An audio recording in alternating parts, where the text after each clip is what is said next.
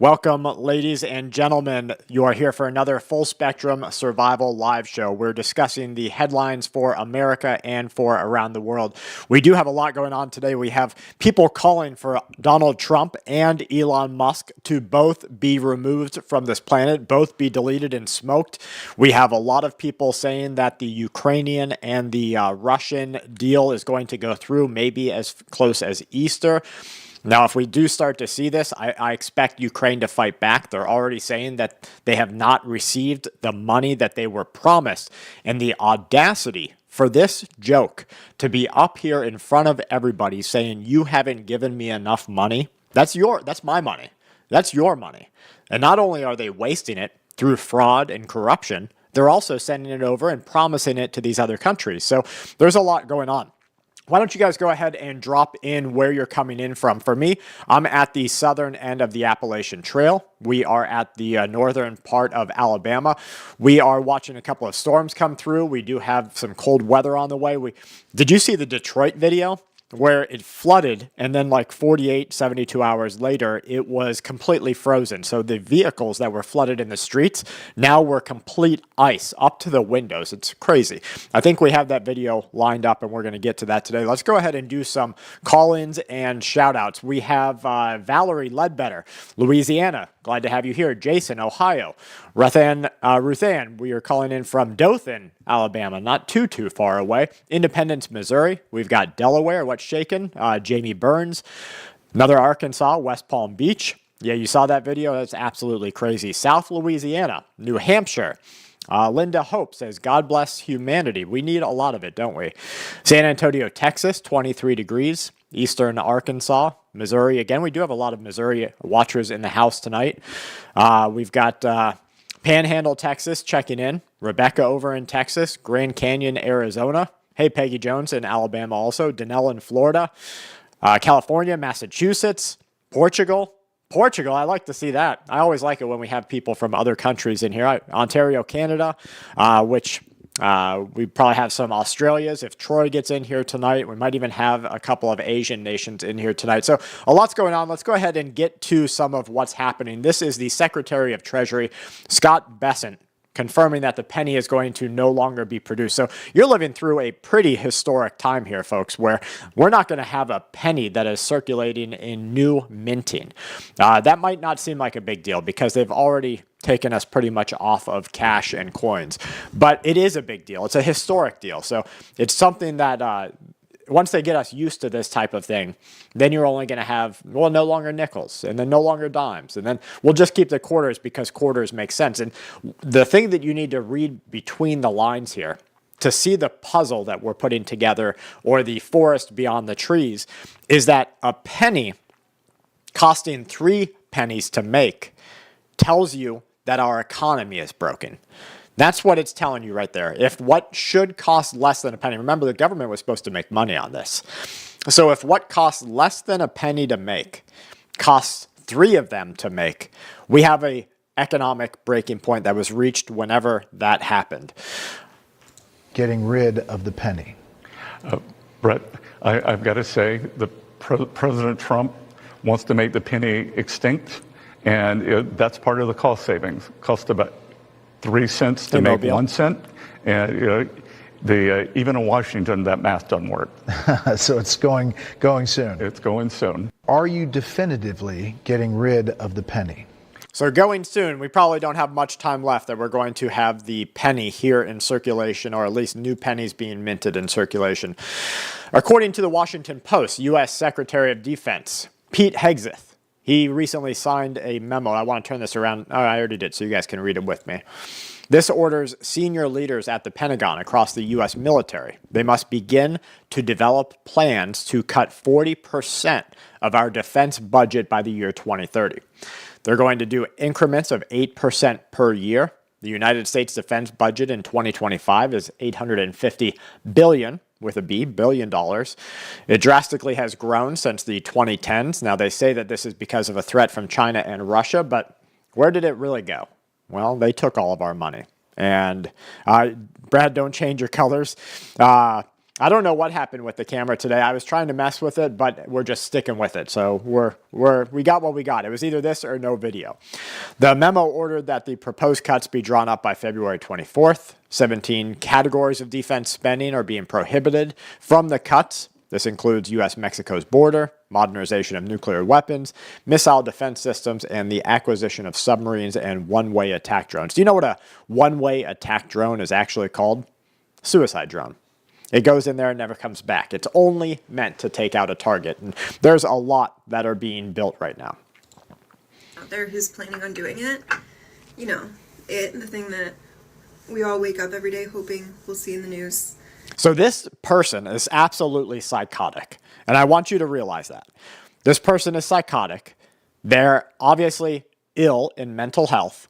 And they're saying they want to wake up every single day, as do all of their followers and as do everybody else that's following this alignment, and hear that a president to the country has been smoked and deleted. And that's what she's saying she wants to hear every day. And we're like, man, no one's done it yet. Keep going. Your plan, it's going to work. If not, it'll inspire the next person. And we are all rooting for you. You have our support. You have our admiration. We might make a national holiday out of you. And I will definitely put money on your books. And if you're into this sort of thing, I'll write you some letters of the naughty sort, should you find yourself behind bars for it. But we're all rooting for you and hoping that you do it quickly and get away with it. Power to the people. Listen to that. Power to the people, they say. They want someone to go out there and lose their life to take out the American president. Now, do you know that's treasonous right there, right? Why isn't that sort of behavior? I mean, to call on people to do that, this person is so short-sighted and so ill-minded that they don't understand the repercussions of their own actions. Now, what is threatening her life and her livelihood so much that she wants that to take place? It's crazy. Let's listen again so that everybody can really hear how crazy this world is going. For the person out there who's planning on doing it, you know, the thing that we all wake up every day hoping we'll see in the news, and we're like, man, no one's done it yet. Keep going. Your plan, it's going to work. If not, it'll inspire the next person. And we are all rooting for you. You have our support. You have our admiration. We might make a national holiday out of you. And I will definitely put money on your books. And if you're into this sort of thing, I'll write you some letters of the naughty sort.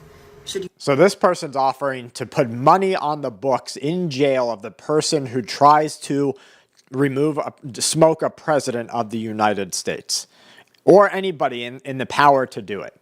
And write them naughty letters, as she says it, so that they can keep themselves occupied because they've martyred themselves in their freedom to do this. This is an illness. And the scary part is that she really does wake up wanting that and wanting to hear that news every day. And so what else? Like, you've heard the videos. You've seen the news, I'm sure, of, wife poisons husband slowly by adding a little bit more bleach to his coffee every day or something. This is that type of crazy behavior and definitely needs to be watched out for. And it's not the first time. Remember, we just did a video recently.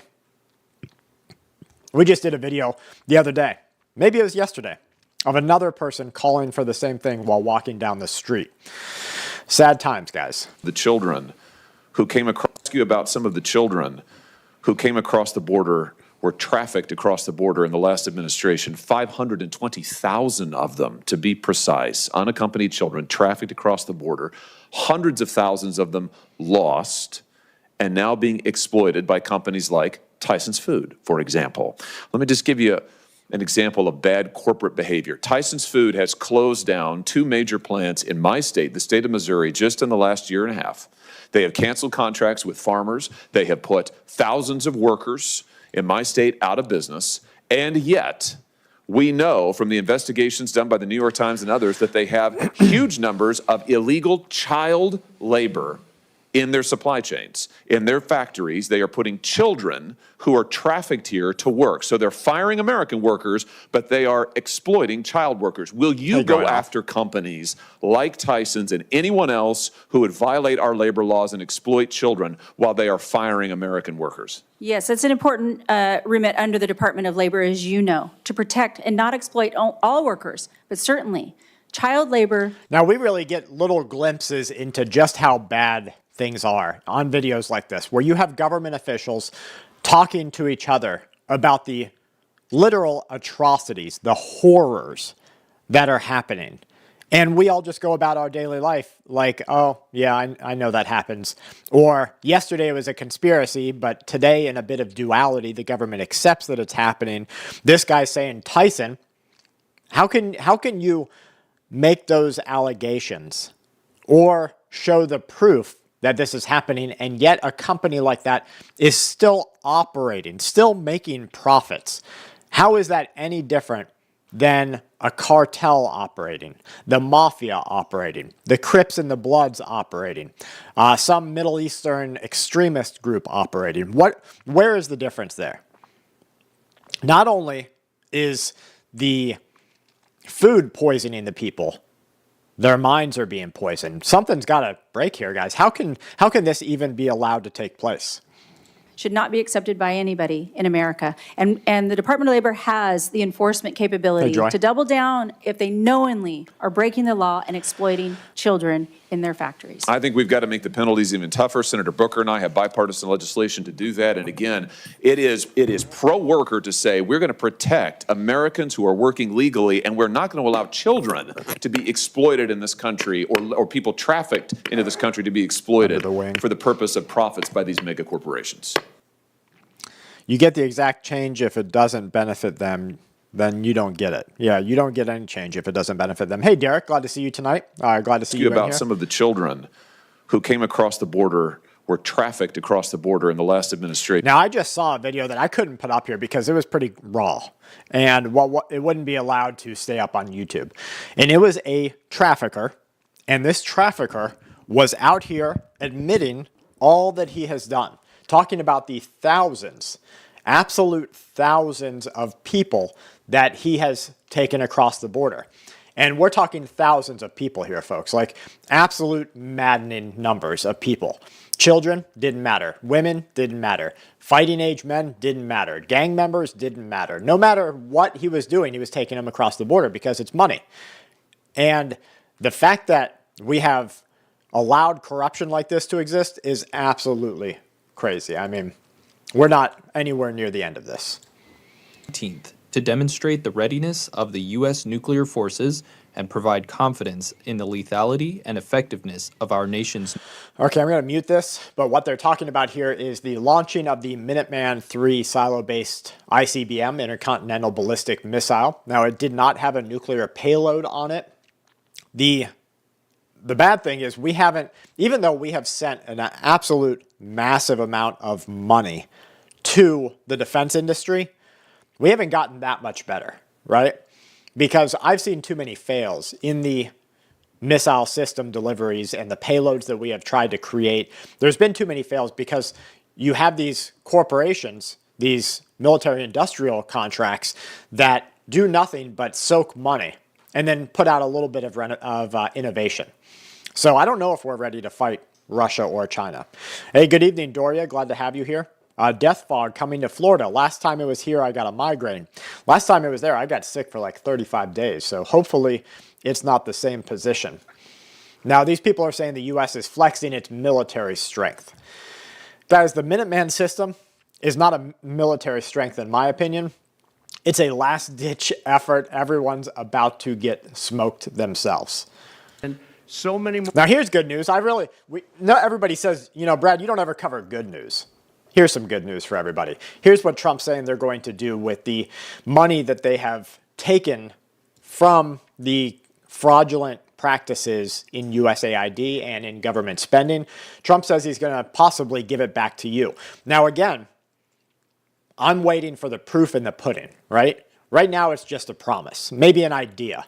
But I'm waiting for that actual proof to come in where we start to see the checks and we start to see the people of this country actually getting some money. So that's what I need to see. Oregon profiting, probably.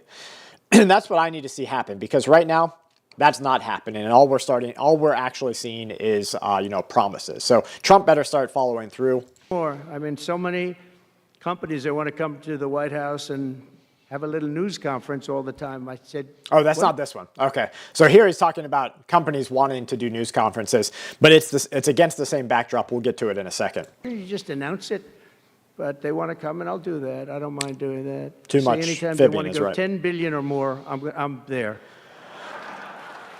10 billion or more. Even okay, listen up. This is it.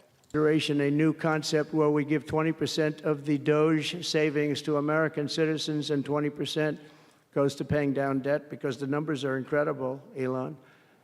So many billions of dollars, billions, hundreds of billions, and we're thinking about giving 20% back to the American citizens and 20% down to pay back debt and pay down debt, which is, if you look at value, if it were a real estate balance sheet, the debt is tiny, but we still want to pay it down. Doesn't matter.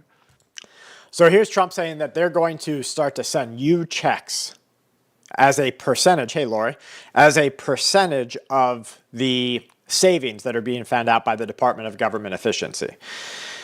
Now, yes, I like that, okay? We do need to start getting some of our money back.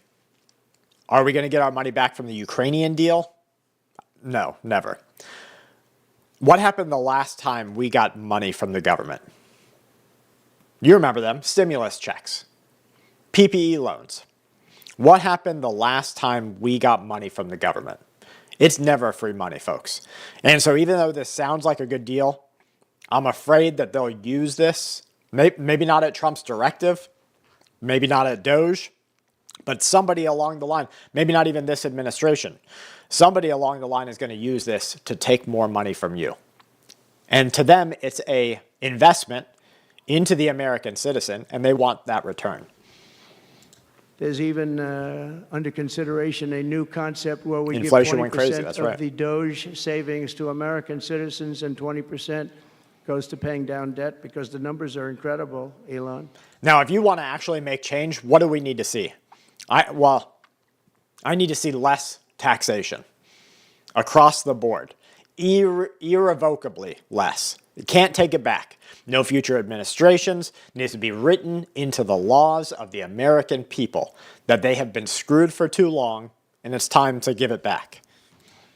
So many billions of dollars, billions, hundreds of billions, and we're thinking about giving 20% back to the American citizens and 20% down Free to pay eggs. back debt. That's about right. Okay, Jeffrey Sachs says if the U.S. stops, the war is going to stop, speaking on funding the Ukrainian war. The United States and Britain told Ukraine, don't sign that agreement and fight on.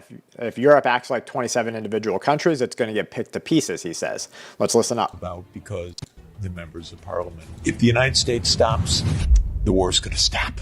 All of this came about because of American arrogance and stupidity. This goes back 30 years. If people really think that this started on February 22nd, 2022, my God, they could understand what it means for my country, the United States, to have been engaged in 100 regime change operations since the end of World War II. 100.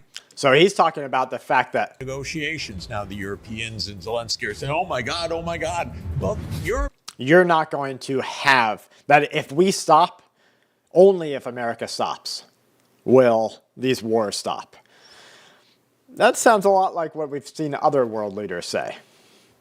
Okay, so every video or so, when we've been talking about fraud and corruption, I've told you that there's a cycle of what happens. Here's a dice. This is all of your this is $300 billion of your tax money. Me, the government, I take it from you, and I create a defense company over in Ukraine, and I say, look, we're giving Ukraine money so that they can fight this war against Russia. Look, I just gave it to them. But wait, the government, the politicians, created that company that they just gave your money to. And sometimes I like to get a visual representation of the proof of what's happening. And look at how happy these politicians are and these corporations are to take your tax money and put it into their pocketbooks. This was in the U.S. state of Pennsylvania, I believe. Yeah, in PA before the election.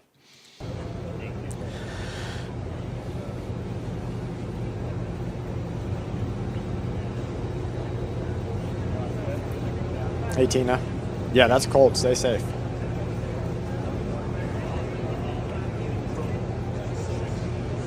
A signature worth billions of dollars.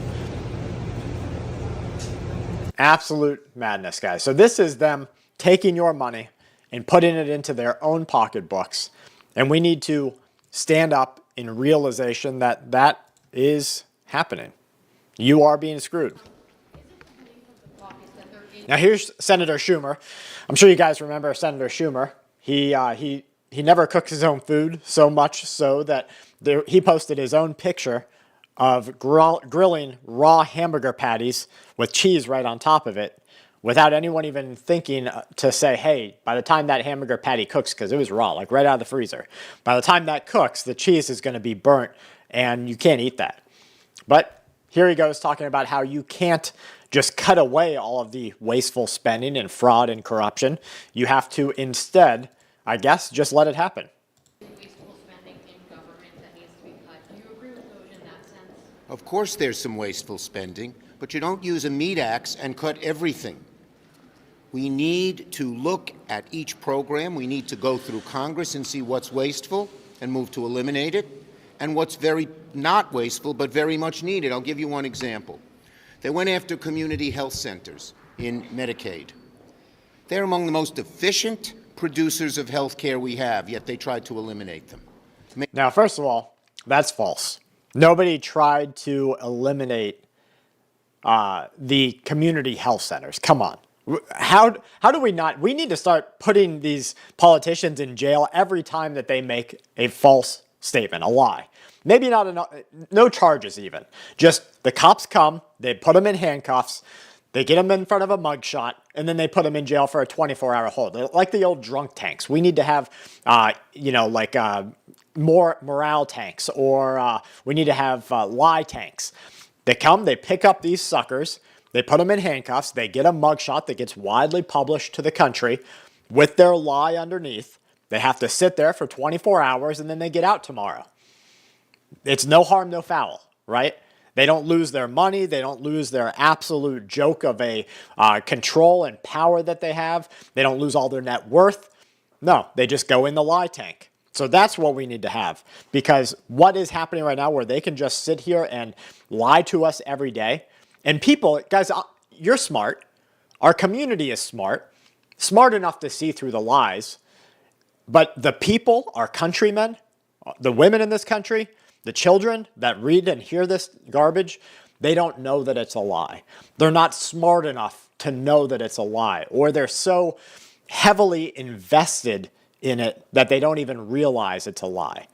So everybody's grandma or somebody in an impoverished part of the country is going to listen to this. Producers of health care in Medicaid, community health centers. I'll give you one example. They went after community health centers in Medicaid. They're among the most efficient producers of health care we have, yet they tried to eliminate them. And they're going to be like, oh my God, now I'm not going to get health care for my family, or somebody's not going to get health care. Oh, this is horrible. How could Trump do that? When it's nothing but an outright lie. And so his example here is that you shouldn't stop all funding and then find out what's right funding. Instead, you should just let fraud and corruption continue, and then he throws some lies on there. Craziness. 2022, President Biden sent Boris Johnson to Ukraine to force President Zelensky to tear up a peace agreement that he and the Russians had already signed, and the Russians were withdrawing troops from Kiev and Donbass and Lugansk. And that peace agreement would have brought peace to the region and would have allowed Donbass and Lugansk to remain part of Ukraine. President Biden stated that women aren't smart enough. I said countrymen first aren't smart enough, and then I said countrywomen also, because so it's a good try though. His objective in the war was regime change in Russia. His Defense Secretary, Lloyd Austin, simultaneously explained that America's purpose in the war was to exhaust the Russian army, to degrade its capacity to fight anywhere else in the world.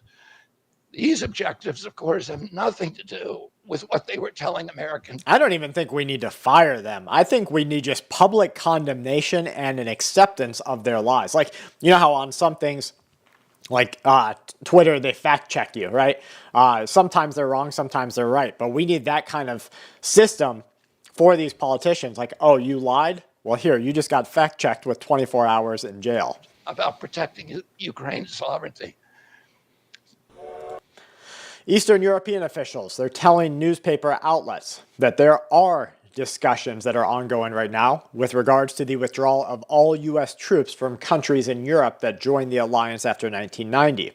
They said that one of the recent negotiation goals between the Russian and United States allies would be the removal of troops from Albania, Bulgaria, Croatia, Czech, Estonia, Finland, Hungary, Latvia, Lithuania, Montenegro, North Macedonia, Poland, Romania, Slovakia, Slovenia, and Sweden.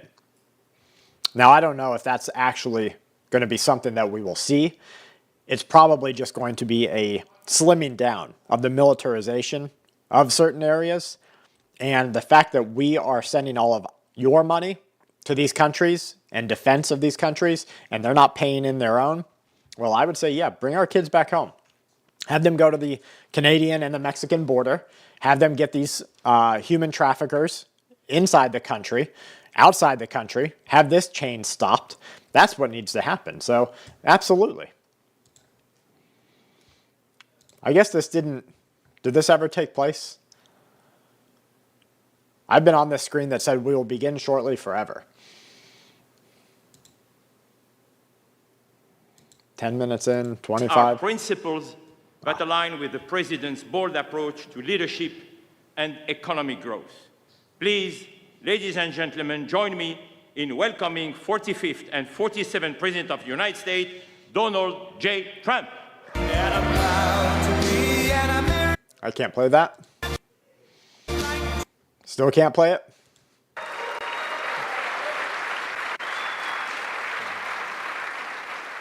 And including FII Institute Chairman and Governor of the Public Investment Fund, which is a seriously big fund. Yasser, I see you there. Stand up, Yasser.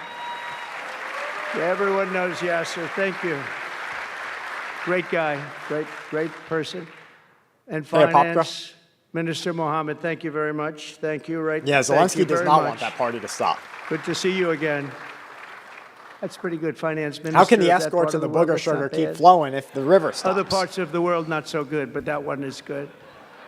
And many other senior government leaders. I also want to recognize the kingdom's ambassador to the United States, Her Royal Highness Princess Rima. Ooh, very popular. I wish we got a picture of Princess Rima there, how popular she was.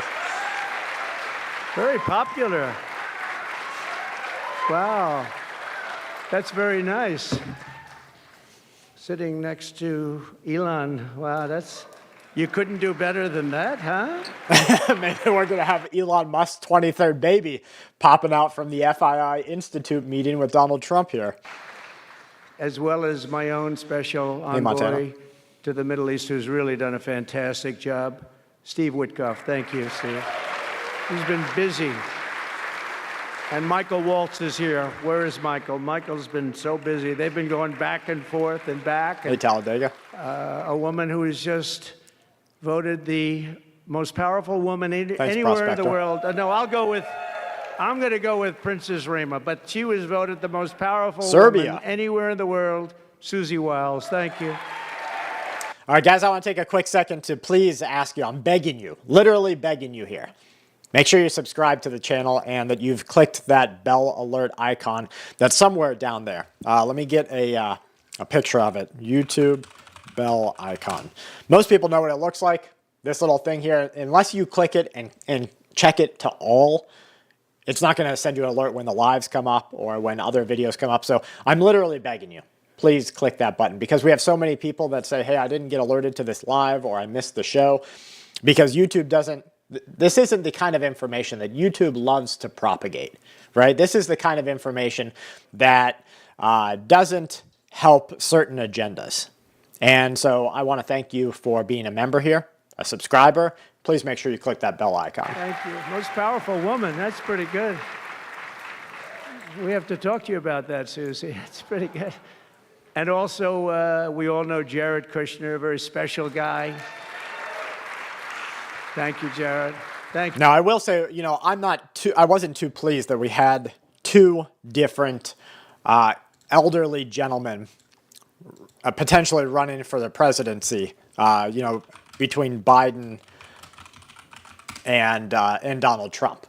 And it's just because of an age and an installing of confidence with a capability. But I will say that between the two, I would much rather have the confidence that is instilled by Donald Trump, because he definitely walks with more authority. And some people will be like, oh, that shouldn't matter. But it absolutely matters. It matters that you have authority in this country, or the presentation of it, because without that, no other countries are going to take you seriously. And if you look at what happened between Biden and America, and all the times that America was put in the back row recently at different meetings, global meetings with world leaders, America put in the back, even though we're putting up the most money of any other country. So I am glad for that change, but that's just the way it is. And Elon Musk, he's been making a little news lately, hasn't he, though? Very positive news. Stand up, Elon.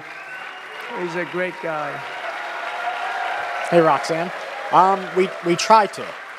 Sometimes the internet or storms or something stops us, or just normal live stuff, but we try to do one. Sean Hannity was fantastic, a fantastic man, a fantastic guy, and he did a show, and 100,000 American jobs.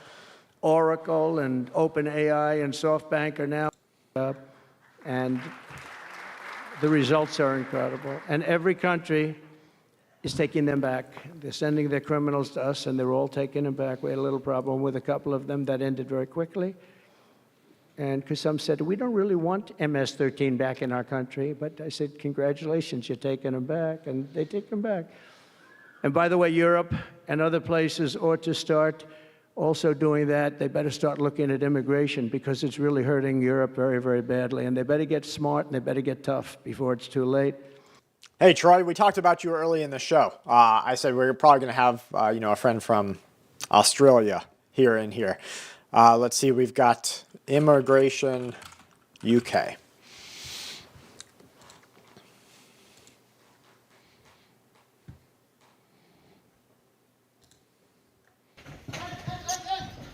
So here's some government info. We're starting to see a little bit harder stance in the UK over the immigration problem that they experience. I mean, from what I saw and from what the government said, things got pretty bad real quick. We're also working to end the highest inflation in our country's history, all caused because they played with our energy policy and wasted money on the Green New Scam and other things such as that. Thanks. And they wasted monies at never seen before levels. If Joe Biden had simply held federal spending at the pre-pandemic levels we had in 2019. Oh, they got another camera there. Why didn't we pan to the princess or whoever? And 20% goes to paying down debt, because the numbers are incredible, Elon. So many billions of dollars, billions, hundreds of billions. Nice, Northern.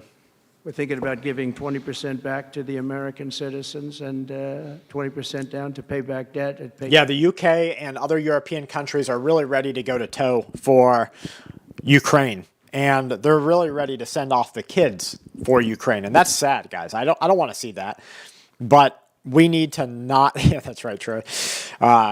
We need to not be spending taxpayer money from the U.S. government to fund this war. It needs to fund no wars. We have a lot of problems here in this country. And I'm just now starting to see the politicians pick up on what is the truth of this. And that's that whether this corruption happened under Republican presidencies of our past or Democrat presidencies, it's all corruption, and we need to change it.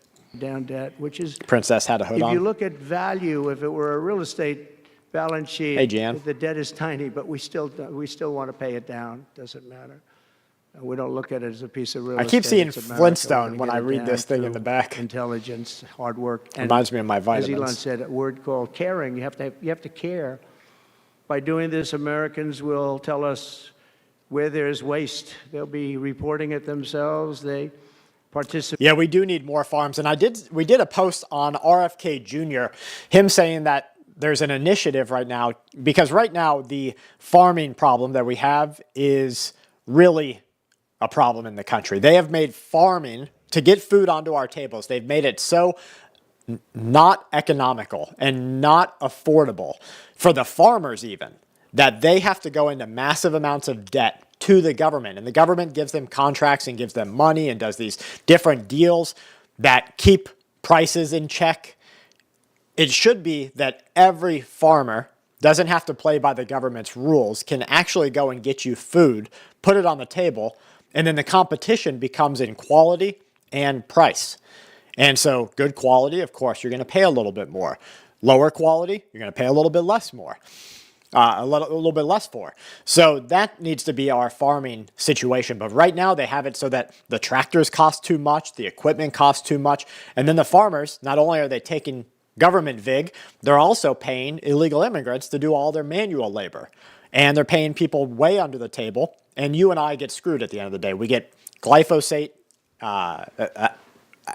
sprayed food. I forget what the other one, atrazine sprayed food. GMO seeds in the crops. It's crazy. Absolute madness. Paid in the process of saving money. So many of the men and women in this room, as an example, they pay tremendous amounts of taxes. And here are just a few examples of where your money was going the fuel before cost, I everything. came along. These are just some of the, just taken at random. Oh, there are much worse examples than this. I was just looking at them before the speech, and I can tell What do you mean, they Joy? were much worse. All right, let's move. I'm going to keep this up here in case we need to go back to it. Priced in U.S. dollars, you have to think about why it's going up against U.S. dollars. And what most people don't understand about gold is that it's not the gold price that's going up. It's that the fiat currencies that are measured against it are going down in value for a whole host of reasons. So gold is always the constant, just like in general relativity. The speed of light is the constant and space-time is the variable. Gold is the constant, it is real money, and fiat currencies are what are the variables that is measured against. And I think you're going to see, as the fiscal situation in the U.S., which is beyond repair. I think that you'll see under the Trump administration, it's my estimation that the fiscal deficits will continue to go up exponentially. At some point, there will be a U.S. dollar crisis. It's going to happen in our lifetimes, probably sooner rather than later. And when that happens, gold will go through the roof. Now, he's absolutely right with that. Gold is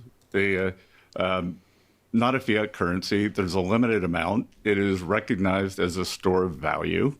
And, you are seeing that you can keep gold in your vault. You can move it back. I am adamantly anti-Russian, but the mistake the Russians made was the Russians got onto war footing in terms of their foreign exchange reserves, but they moved out of dollars into euros, and they never believed that the Europeans would have the wherewithal, the inclination to follow the Americans. If the Russians had moved entirely into gold, price would be higher, but they would have all their reserves in Moscow. Now listen to those, read between the lines, because that's what this channel should be called, reading between the lines. So what this government official here is telling you is that gold is not a fiat currency. It's the currency that everything is backed by. It's the currency that everything is pegged against, because when everything else fails, gold will go up.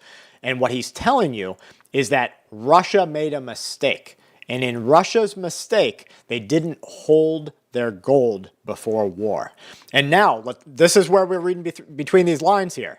Now, let me remind you that we have massive amounts of physical gold moving from other vaults around the world into America, every flight, every day, they are calling the gold home. So he's saying Russia would have been better off holding on to their gold physically. They would have been in a better position. They weren't. They didn't hold it physically. And he's also telling you that America is probably getting ready for war. That's why we're calling our gold home. So let's listen again under that pretext. Gold is not a fiat currency. There's a limited amount. It is recognized as a store of value. And, you are seeing that you can keep gold in your vault. You can move it back. I am adamantly anti-Russian, but the mistake the Russians made was the Russians got onto war footing in terms of their foreign exchange reserves, but they moved out of dollars into euros, and they never believed that the Europeans would have the wherewithal, the inclination to follow the Americans. If the Russians had moved entirely into gold, price would be higher, but they would have all their reserves in Moscow. So I think a lot of the who knows whether China's moving on to war footing vis-a-vis Taiwan. But Chinese PBOC is the largest buyer of gold now. So could we imagine, again, back to imagination, could we imagine some kind of a RMB that is exchangeable into gold, maybe at a premium? So I don't disagree with any of that, which is probably why I find myself constantly sort of rolling. Asset. Bitcoin is a risk-on asset. So plot that chart of Bitcoin against Tesla. Up until recently, it had a correlation that was almost perfectly one. Yeah, and as someone who spends a lot of time in the Bahamas, one is skeptical about some aspects of crypto and getting it back. Enough said. Let us talk about Japan. You have had, I think, rich pickings there in the past. You've been writing about it again. I'm going to just quote you when you say the Bank of Japan will be the final central bank to exit from ultra-loose monetary policy and the... So this is Scott Bessent talking, okay? Let's ask Grok to give us a breakdown of who he is. Who is Scott Bessent? We are in Grok 3 beta. Thank you, Elon Musk, for telling us all about that. An American investor, hedge fund manager, philanthropist. He's serving as the 79th United States Secretary of the Treasury. Let's ask Grok, what is the role of... So the role of the United States Secretary of Treasury is as a member of the President's cabinet, serving as the chief financial officer to the federal government. The role is primarily responsible for overseeing the nation's economic and fiscal policy, the management of federal finance, revenue collection, currency and coinage, financial regulation, international finance, and public debt management. So here is this man right here. Now this, I don't know when this was posted. It doesn't talk about when it was posted. I highly doubt it was during his official capacity as the Secretary of the Treasury. He just wouldn't be able to speak in the way that he is speaking right here to what I would see as being logically aligned with the government. When he's talking about how he spends a lot of time in the Bahamas, he's talking about gold versus the USD. He's talking about some things that are moving between China and Taiwan. So definitely there's our ability, knowing that his position right now is as the Secretary of the Treasury, nominated by Trump in November 2024, confirmed just a few days ago, realistically. January 27, 2025, his vote was 68-29. He was born in South Carolina, graduated from Yale, so you can see a long-standing money role there. Played a key role in a trade in 1992 betting against the British pound. Earned the firm over $1 billion. He left that and launched a $1 billion hedge fund. So these are money boys, right? Now, is that good for us? My knee-jerk reaction is that we should not have a hedge fund manager as the Secretary of the Treasury when our country is now being completely taken over by hedge funds? That's my knee-jerk reaction. But does he know his business in finance? Yes. Will he be able to bifurcate and separate his hedge fundery, his douchebaggery, from his helping the country? That's yet to be seen. So you can see here, guys, we do not toe the lines of any party. This isn't a, oh yeah, Republicans, oh yeah, Democrats, or oh, I hate this. No, I want to know what's going to happen for you and me. And I'm going to tell you really how it is. Now, I'm unsure about this. He's got this plan to make great change. They're really pushing the fact that he is an openly gay cabinet member. I think he's the longest standing openly gay cabinet member in American history. He taught at Yale, 2006 through 2011. Anytime you hear involved in philanthropy, I just think that the guy, that's how they try to offset their karma for all the money they stole from other people. That's all I think about when somebody says, oh, he's a philanthropist. That to me says that they're trying to offset the karma of all the money that they stole from people they shouldn't have stole it from through hedge fund douchebaggery. Maybe I'm wrong there, and maybe it's not that way, but I'm just telling you the way I see it in my perception of things. Thank you so much, Troy's Review, for the $10 super chat, $10 Australian. Appreciate you and the support for our channel.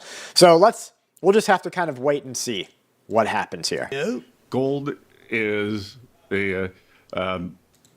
When you say the Bank of Japan will be the final central bank to exit from ultra-loose monetary policy and the global ramifications will be profound.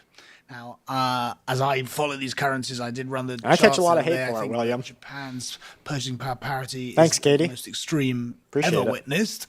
So that's either the elastic has been stretched or On it's the point. first of these collapsing currencies courtesy of its debt. How are you thinking about Japan, number one, and how are you planning and playing the three legs of that stool, which is the FX, the bond market, and the equity market? Right.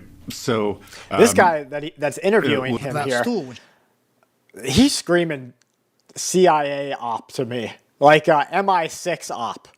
Or maybe, was it MI5 in James Bond? Maybe it's MI5 op. which is the FX, the bond market, and the equity market. Right. Hey, So, Vanessa. little history. I went to Japan first time in 1990, 91. So there he is kind of telling us, oh, can't watch that. He's kind of telling us what's going on with it. We'll just have to see what plays out in the next couple of weeks and who's lying to who. Thank you. My name is Matt Lohmeyer. I was an Air Force F-15 pilot, and I was a commander in your newly created U.S. Space Force. I am also the first veteran of the Space Force because under the Biden-Harris regime, I was fired from my command and lost my pension for criticizing DEI trainings that were rampant in the military. Those trainings are still dividing our troops, and thank you for saying you would fire those few woke generals who are a big problem. They're gone. I'm going to suggest that it might, in fact, require ongoing oversight and a persistent, consistent, watchful eye within the Pentagon to ensure this monster never returns to the Defense Department. Will you consider establishing a special task force, office, or position to ensure that these monsters never return to the Defense Department? You know what I'll do? And I'm pretty good at this stuff. Sometimes you get it wrong. I'm going to put you on that task force. I think it's good. Not going to. I love how we're expected to be so small-minded that we wouldn't know that these two guys had this set up already. And that Trump just got that idea just now. He was like, hey, you know what? Now that you mention it, buddy, old boy, I think that you would be a good position for that. So it's a little bit of a game, but it's ultimately the right choice, in my opinion, of events. After receiving nearly $100 million from taxpayers, that would motivate NPR to play it right down the middle. Here's Kennedy talking. To only publish fair reporting. You would think theater. With the American taxpayer giving NPR $100 million every year, like clockwork, you should be able to go to NPR and look at the news and say, I don't know. That's harsh. We got dark quick there, I don't know McGuire. whether they're liberals. I don't know whether they're conservatives. I don't know whether they're left of You must be center talking or about, right they of must have had center. cigars I just is what know you mean. they fairly Because this is a report the family-friendly news. channel. So you must be talking about the But cigars that's not the they case, Mr. President. partook in. That's not the case. I want to give you a few examples of stories that NPR has published using taxpayer money. I'll just read the headlines. First headline, NPR News Service. Michael that's right. Avenatti, The celebratory, quote, a celebratory profile balloons. of the media. But for a while, he was a media darling on NPR. Here's another headline. Have changed. You know, Kennedy, I like him for what he says sometimes, but this presentation in particular, in which we printed out giant like infographics on this, it's not really holding my attention. So I'm going to skip past that there. This is the talking about the resignation of the postmaster. You were graded by the United States people, and they don't use your service anymore. You bankrupt. That is not true. You bankrupt this through your reputation only. Through your reputation. Watch what happens here. This is really strange. Sometimes I watch these events happen, and I'm like, what form of the Matrix are we living in? What form of theater is this? Or what virtual reality is this? Because watch how this high-ranking official reacts. You are responsible for the fall of the Postal Service and the lack of accountability. Congress is responsible for the fall of the Postal so it's Service. Congress I am trying to fix on your the Postal watch Service. With all the AI. Before my watch, the same stuff happened. With all the AI, with all the computer systems, you're worse than if I took a horse and picked up the mail and delivered it 2 miles down the road. Hands over his ears like a baby child, not wanting to hear that he has to go to bed early. Look at this. Absolute crazy how we have this type of thing happening. That's you. I hope you got that on camera. This is the response that the postmaster just gave Congress when he doesn't like what he hears. Literally covered his ears and gave himself the grade of A. And with that, sir, I rest. Good. What a joke. U.S. State Department under President Trump officially designating the following groups as terror organizations of a foreign nature. Tren de Aragua, MS-13, the Sinaloa Cartel, Jalisco, the New Generation Cartel, the United Cartels, Northeast Cartels, Gulf Cartels, and the Michoacan family. Now, under this action that's really starting to get hot here, you're seeing the preparedness for the U.S. to use military action against these individuals and these groups. We have a couple of write-ins from people in the military every day. One of those write-ins is that, hey, we're flying drone missions all the time over these cartels. Something big is going to come. And I'm not going to... I ask the people never to give me information that breaks security, never give me information that breaks OPSEC, none of that. But just give me a heads up what to watch out for. And some of their watch out fors are things like, hey, watch out for military action against the cartels soon. So I'm giving you that. Watch out for that. And then there's going to be a back and forth. Doria Flavin, thank you so much for the $1.49 super chat. I really appreciate you and your support for our family here.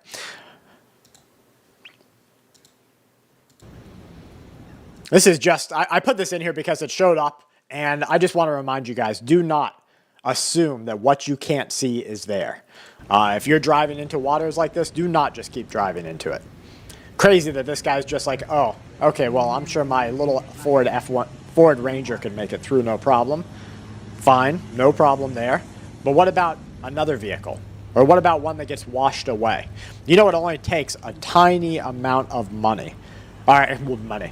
It only takes a tiny amount of water to drown somebody. Minuscule amounts. So here's another vehicle, not thinking about it. You can see the wind has increased because the ground. Just don't do it, guys. Find another way around. Massive amounts of flooding. House. That's a effing Ford Ranger. What, 2 weeks Elon have been Musk saying, posted instead of this. stopping the stupid spending, they attack the guy who's exposing the stupid spending.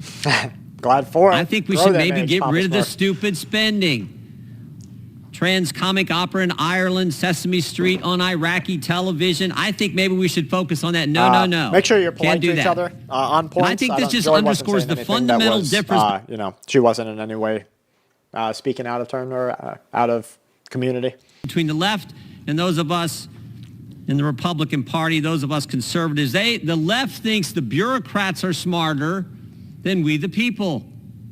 Got to trust the bureaucracy. Got to trust it. You got to trust the experts in the government. I'd rather trust the people. The 77 million people who elected President Trump, who told us he was systematically going to go through these agencies and identify dumb things where taxpayer money is going to. You know, I think that we should be able to see this. We should be able to go to a website. And you remember how they tried to pretend like you had power as a citizen and I had power? And they were like, oh, if we get 100,000 signatures on this, the president will look at it or whatever. Or there will be some sort of action, right? They pretended like we had some sort of power. And even though it was just a show, it was just pretend, just theater, just a little drama, it was a pretending that people were like, oh, I'm empowered. We need reality. And you and I need to be able to say, okay, oh, here's a fund that's going to send $100 billion to, get coloring books to little kids in Uganda. And you and I need to be able to say yes or no, just simple yes or no. Yes, I'm okay with my money going to that. No, I'm not okay with that. And then if it's a no, the money doesn't go there. And I bet you if the power was given back to the people, then we would see very soon that we wouldn't be spending your tax money overseas. He told us he was going to do it. The American people understood it. He got elected.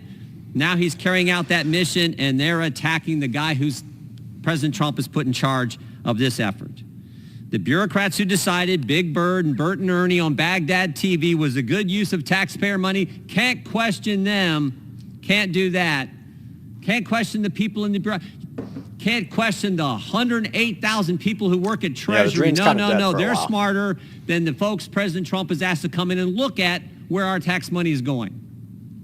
I haven't seen one politician, not even one, on the opposing side say, you know what, we've screwed up before. I'm glad this is getting out there in the open. Have you seen one politician on the opposition side say, I really am glad that we're making change now? I haven't seen it. How do you not have a single freaking politician stand up and say, you know what? Yeah, you're right. We got to change this. Because they're not even being blamed yet. They're not even being told that this was on your watch, whoever. They're not blaming Hillary Clinton's daughter for still getting tens of millions of dollars every single year through USAID. Nobody's really pointing the fingers there. And you haven't had one politician stand up and say, you know what, I'm glad this is getting out in the open. We need to change this as a country. Can't question, I think about this. The smartest bureaucrat in the history of the world, Dr. Fauci, the things he told us, we weren't allowed to question him for 2 years, and he ran our lives. And here's the irony. Everything he told us turned out to be false. Told us to tell us the virus didn't come from a lab. Yes, it did. We got agencies now that tell us that, confirm that. Told us the vaccinated couldn't get it. Told us the vaccinated couldn't transmit it. He's wrong on both those counts. Told us masks work. Told us 6 feet social distancing was based on science. They just made it up. Here's the kicker. He told us this is the first I'm backing my original idea here. If they get caught in an overt lie telling it to the American people, they get handcuffed publicly. They get walked into a jail. They get a mugshot. Down at the bottom of the mugshot, it doesn't have a prisoner name or a subject name or anything. It just says the lie they told. 24 hours in the lie tank. They get to hang out with all the other people. Then they get to go home tomorrow. In history where there was no such thing as natural immunity. Hey, MTIs. Can't question him. Tell us what we were allowed to say. They actually had tried to set up the Stay safe, Cody. Disinformation Governance Board as if a bunch of federal bureaucrats could tell us what we can say, what we can't say, what's information, what's disinformation. You got to be kidding me. That's the question, Donna. So I'll trust the guy who was elected by 77 million Americans. I'll trust the Constitution. He might not be a doctor, but, you know, I don't think you have to be a doctor to repeat valid things like facts.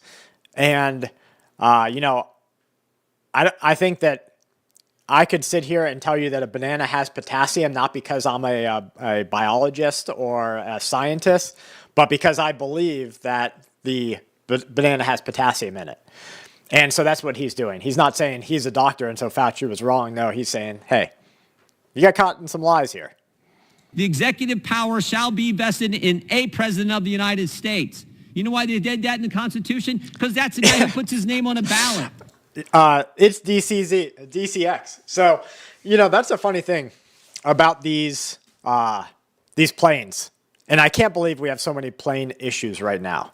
To think that it was Biden or it is Trump now is not the right way of thinking. We have a bigger problem. Why are all these planes falling out of the sky? What? And it's not just that they're falling out of the sky, right? Why did we go for a year or more that Boeing was just malfunctioning, engines falling, tires popping, critical issues in the landing gear, wings breaking, doors flying off, and then everybody who whistleblowed Boeing was suiciding. We have something bigger happening here. Thank you so much, Isaac Claiborne. $4.99 super chat. Thanks, Brad. No, I appreciate it. Thank you so much. Donna, I'm glad you're here with us. Problem is that idea, Brad, is that jail would stay full with thousands of Washington elites every day. Could you imagine? I would like to watch that soap opera or that reality TV show where you've just got the jail in D.C., where the politicians who lied go in there, and then you get to see the bickering and the squabbling, maybe the wig pulling off. You get a couple of the scratch-ups. It could be like some of those shows where they really show, the differences in culture. And we could see that with political elites. I think that would be absolutely amazing. It has to get votes, not the bureaucracy, not the thousands and thousands of people who think they're so much smarter than us regular folks who just get to vote. Trust the guy who was elected and the people he's put in charge of this effort. He told us he was going to do it. The American people elected him to do it. And maybe focus on stopping the stupid spending. After all, we have a $36 trillion debt. Finally, I would just say this. This is a good bill by a good member of our Congress, Mr. Ciscomani. We passed it last year. We should pass it again. And with that, I yield back. Interesting, right? Multi-year. Okay, here's the Lieutenant Governor Delbert Hosemann. He suffered a medical issue today. Just fainted off at the podium there. He's 77 years old. He said, thanks for all the kind words. I was dehydrated. I'm feeling fine now. I'm grateful for Mississippi's phenomenal medical professionals. I'm ready to get back to work tomorrow. It's a lesson learned. Stay hydrated. He's 77. Okay, so he's older. But can you... Payouts. Is this really a dehydration issue where he just fell out at the podium? Senator Johnson for a motion to recess. So moved. All in favor say aye. No.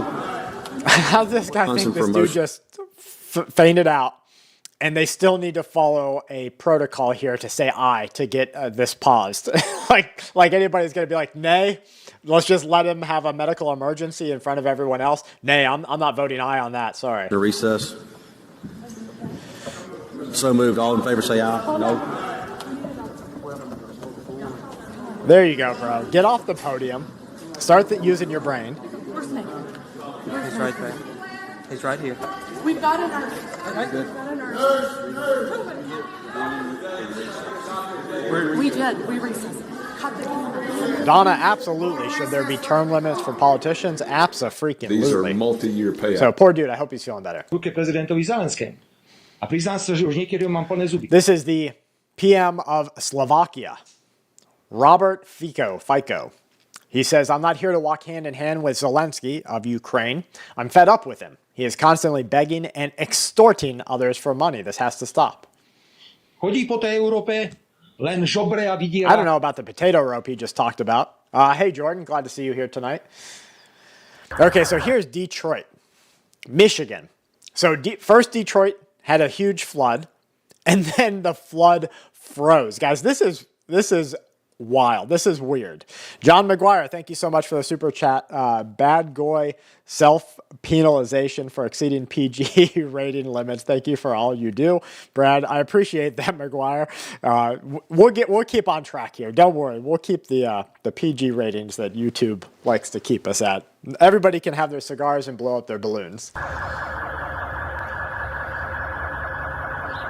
Could you imagine you park on the street and you go to bed knowing a storm is coming and it floods and then flash freezes?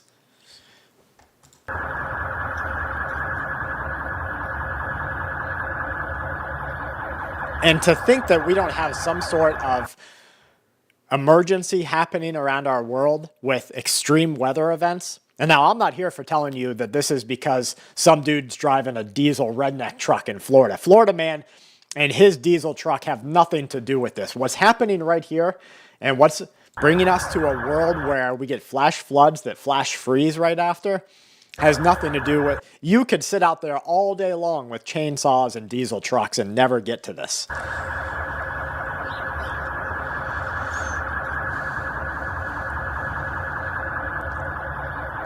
Hey, Dapple, appreciate that. That's nice. Yeah, looks awful even to... this is Detroit, Michigan, USA.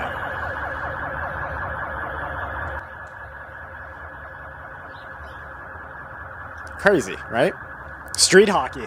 Can you imagine street hockeying and then that's a 36-inch water main break? Was it part of the storm? Because there was a storm right there. And a 36-inch water main break. Hold on, let's look this up. Let's do a little community research here. Detroit, U.S. flood, freeze, street. Let's just see what they got. Detroit, water main broken and flooding with the snowstorm. Temperatures plummeted to 7 degrees. All the water froze. Supposed to stay frozen until next week. Well, thanks for bringing that. Okay, I appreciate that. So neighborhood flooded. It wasn't a storm flooding. Multiple feet of water. Now, my question is, how do you get water up that high from a water main break? How high is a car tire on a... Let's see what kind of cars we got here. That looks like a Chevrolet. We got a GMC pickup truck right there. So let's ask Grok, how high is the car tire on a GMC? How high is the truck tires on a GMC pickup? On average. Because who knows? I mean, you could get any kind. Same thing happened 1 week earlier, EB. Okay, so Grok's going to tell us how high that truck tire is. Searching 15 different web pages for some information. The height of it varies. The height overall in diameter, typically measured in inches. The Sierra 1500, for instance, comes with a tire like these. Tire height, let's get down to the end. So for heavier duty models, 34 inches. Okay, so across there, so about 34 inches. So can a water main break flood a street 34 inches high with water in freezing conditions? To determine this, okay, so it can typically flood a street between 6 to 12 inches. Larger lines, more common estimate of the 8-inch main. So somebody's freezing conditions. Let's get to the end. Let's see what it says. Under freezing conditions, a water main break could flood a street 34 inches high. Okay, so that's it. I appreciate that. So we have a water main break here and then a flash freeze of it in that condition. Wow, that's crazy. And thank you guys, and thanks, Grok. Colleen, thank you so much. Hey, Brad, having a heck of a time supporting you through Super Chat. YouTube doesn't like me, I guess. Thank you for doing this. Well, thank you, Colleen. Really appreciate it. And for keep on trying because, you know how YouTube goes. We just got to roll with the punches here. 100-year-old pipe, I don't doubt that. Going down in volume that would actually You mentioned in your testimony that the post office is different than other areas of government, that it has to operate like a private business. You also mentioned that about 80% of the volume of first-class mail has gone down over time. Can you think of a private business where 80% of what they're, doing to make money is going down in volume that would actually increase their employees? Yeah, so, Senator, you keep asking. I mean, It only takes one to turn on a light bulb. Watch this. Paco said, how many doom scrollers does it take to screw in a light bulb? But it just takes one to turn one on. So we're here together, bro. make the laws that organize the United States Postal Service, okay? I came in, as I said, to the condition that we had, and I'm trying to fix it. Now, you exaggerate the hiring aspects. Yeah, I know of no one in private practice or investors who, Did she get into some of that that Pennsylvania zombie drug? What is it? The stuff that makes you nod off? Give advice to a corporate board who would say, sleazy for sure. This dude right here, the post office guy, oh yeah, there's some skeletons in that closet. If not, he's just an angry, poor little soul. I mean, I didn't make the laws that organize the United States Postal Service, okay? I came in, as I said, to the condition that we had, King and Trump I'm trying to fix it. Now, you exaggerate the hiring aspects. I know of no one in private practice or investors who, give advice to a corporate board who would say, you have a declining business model, we're going to increase the numbers, but then when you have a choice of hiring contractors that won't be paid the same wages or pension benefits or health care benefits that you pay your employees, you're up 190,000. You've insourced 190,000 jobs. And it's just sort of inexplicable. The whole point of the reform of shifting the cost, it's not really reform, it's a shell game. We just took a bunch of things that are still costs on your books and we put them on somebody else's books somewhere else in government. It's still a massive cluster in a way that the debt problem is just shifted over to another account. But in doing that, the main thing you were trying to get away from was healthcare costs and pension, right? And so if you compare a contractor or a contracted employee to a government employee, an insourced employee, and you compare the health costs and the pension costs, they're dramatically higher for insourced. So by increasing your number of people who work for the government as opposed to contractors, you're compounding the same problem. You were here with us 3 years ago. Hold on, let me pause him. Okay, we are back on. Nobody told me I froze. Everybody just thought that I was sitting there just as still as I possibly could. I must have been really into it here. So thank you guys for just bearing with me and thinking that I can just stand, just that still. All right, let's get back to what Rand Paul was saying. We can't handle all these other expenses. We need to shift them somewhere else. And so the reform package did that. But in contrast, then you could continue to hire more people. Colleen, thank you so much. Says clearly the far left were taught in today's education system as a trial. We were talking about education recently and how there needs to be so much reform in education. And I hate using that term because that term reminds me of that it's not going to happen. That's how little confidence we have in government, that even some of these terms are indicative to us that there's no trust because we have no trust in the government's ability to do anything. So when we hear things like reform, we think, oh, that's never going to happen. But we were talking about education recently and how we need to see actual change, and our kids need to be taught the right things. If you took children through school subjects and one of their entire subject was growing their own food or harvesting their own food or cooking their own food, one entire subject, one of their 6, 7 a day. And then the next subject was balancing their budget. And then you even had a subject of life skills. And some people could be hairdressers. Some people could be, it's like I guess Job Corps does something similar. That's what we need.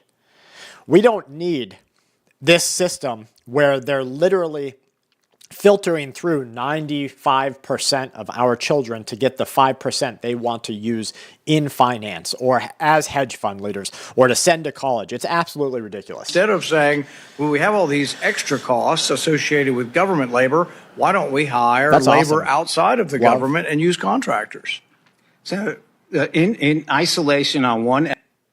So here's Donald Trump. This is his actual posting, okay?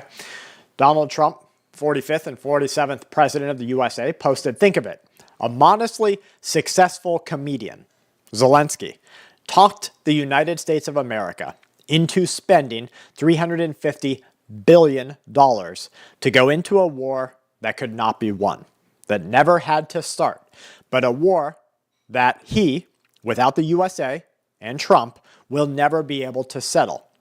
The United States has spent $200 billion more than Europe, and Europe's money is guaranteed, while the United States will get nothing back.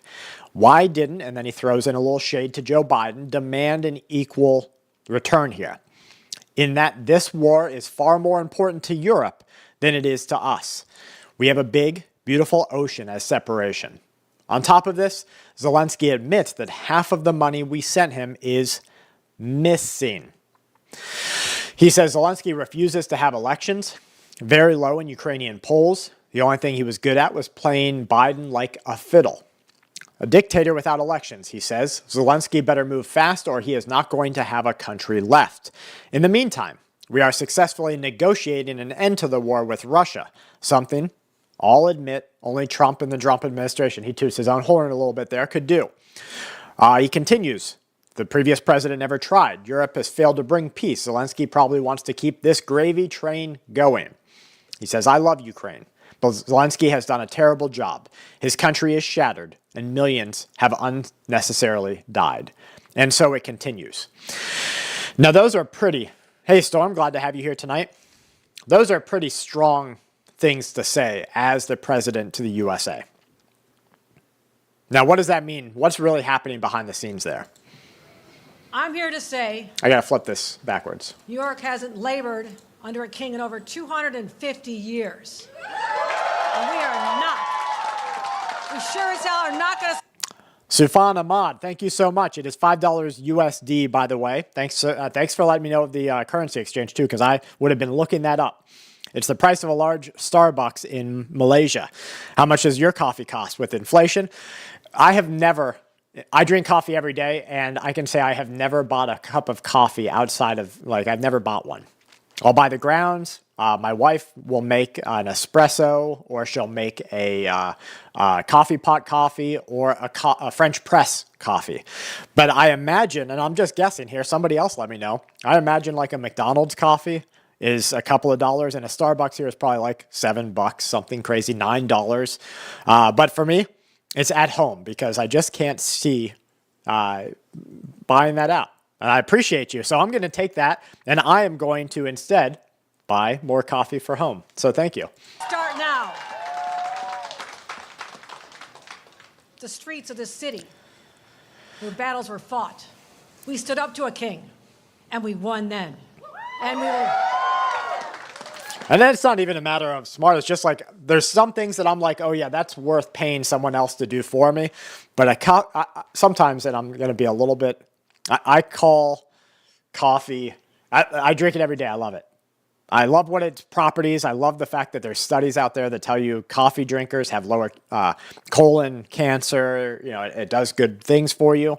I call it witch's urine, a little bit more vulgar than the word urine. And I couldn't see paying someone else to pour me some witch's urine, so I just have it poured at home. In case you don't know, New Yorkers, we're in a fight. We do not back down. Not now, not ever.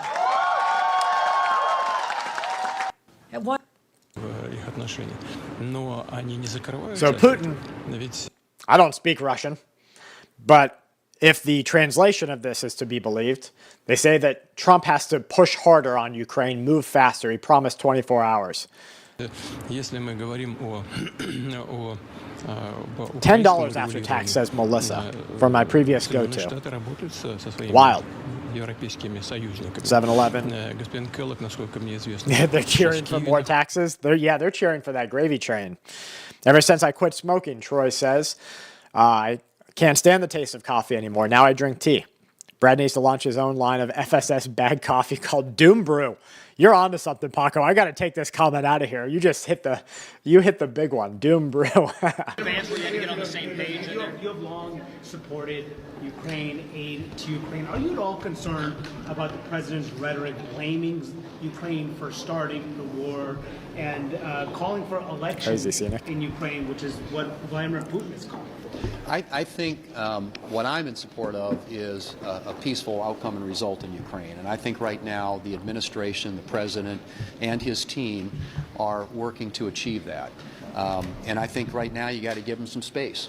Honestly, this war is ground on now for 3 years. There's been a lot of cost, a lot of death, a lot of injury associated with it.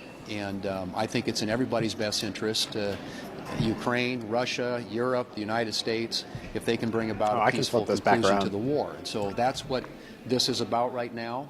And I think most of us want to support their efforts as they move in that direction. So we said I heard that Trump was rushed to the White House all the way from Florida. Let's see if we can find any info on that. I haven't heard anything on that. Trump rushed White House. Let's just see if anything's popping up. Emergency alert, Trump rushed to the White House, U.S. nuclear bomb scrambled. I'm not buying that. That looks like I wouldn't buy that title necessarily. Let's see if anyone else has got it. Trump to be rushed into a bunker during his first term. No, that's just protesters. And then this is back February 14th. Okay, let's see. Let's see jets scrambled, okay? Nope, that's 15 hours ago. Trump. Let's see just what's going on Trump. No, so I don't think he, to be rushed, there's no reason to rush to the White House all the way from South Florida because they allow his Mar-a-Lago place to act as basically a second White House. So he can administratively do anything there that he would have to do at the White House because you're talking about time. And if you're rushed anywhere, then time isn't what's going on. So I don't see that as being legitimate. Now, maybe he was moved back there for something and he's on the move for it, but I don't see him as rushing anything. I definitely don't see anything about jets being scrambled. Get on the same page. Well, guys, I think that about wraps up our evening tonight. I want to thank each and every one of you for being here with us, spending the time with us, taking the time out of your night to sit here and look at what's going on in our world. And what if something did happen with Trump and we did see something crazy like that? It sure would be interesting for us. There is a lot happening. I just want you and your family to be ready. Start thinking about all of these things that are going on. Definitely let them know that road rage is happening out there. Violence is happening out there. They've got to stay safe in their house when they're going from their house to their car, back from the car to the house. Watch out for people following them home. Get your food stocked up. Teach them common survival things, like common survival skills. Just how to make a fire, how long you need to boil water for. That when a storm's coming, you put tarp over your wood, because starting a wet wood fire is not going to do it for you, especially as a first-timer or a newbie. Definitely teach them those common survival skills, how to shoot, how to hunt, maybe what to do in the event of a medical crisis. Especially if you have anybody in your family that already has or is susceptible to a medical crisis. Like even as something as small as migraines, how are you going to handle that if you don't have access to doctors or medication? What about something larger like a heart condition? How are you going to handle that? So start thinking about those things and maybe talk with them, spend a little time with them and say, hey, let's plan. Let's do this and plan together.